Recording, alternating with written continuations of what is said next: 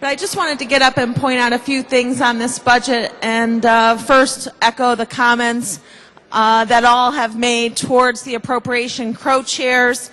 I feel that I have learned so much from watching you really dive into the process, share openly when I ask those questions at appropriations. I really am truly appreciative of it. Co-chairman Bai as well, coming in new in the middle of the season. All of the work in our subcommittees, I really do appreciate it. When I went through this budget, you know, we got it last night, and as you probably know, I was highlighting it right away this morning, so I've gone through it pretty well. And I do have a lot of questions, but I'm not going to ask them. I'm simply going to make some points for the record. But please know that I do appreciate your work.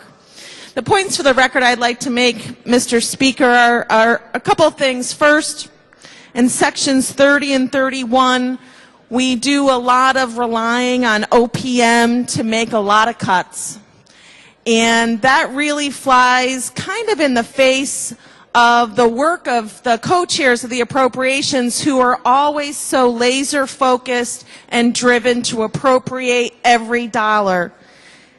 And yet in the budget, we're relying on OPM to cut, I think it's almost $18 million if my calculations are correct. And that is really not representative of the process that my colleagues on the other side of the aisle have gone through for the last 5 months, giving that ability away to somebody else when they are fully capable and, frankly, I think more capable and qualified of making those decisions. So I just want to point that out, that for me that's a problem. It's a real big problem. $18 million, allowing that administration to make those cuts when, frankly, I think that's what we are elected to do. Also, I want to point out my deepest appreciation for the co-chairs of the Conservation and Development Subcommittee for hearing my plea on state park funding. This is the second time I've really sat at that table, and Representative Flexer and others sitting there begging for dollars for our state park system.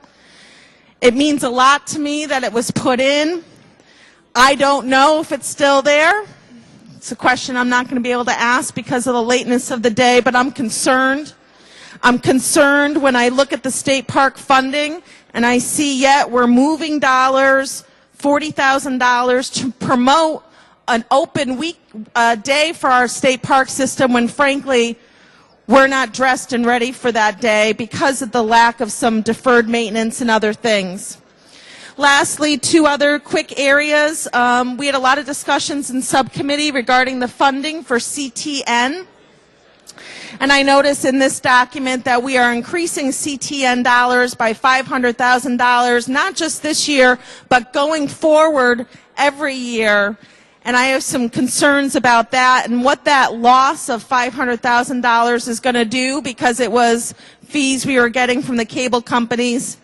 And lastly, I would also want to just quickly mention the Department of Transportation deficiency. One of those deficiencies is for $7 million.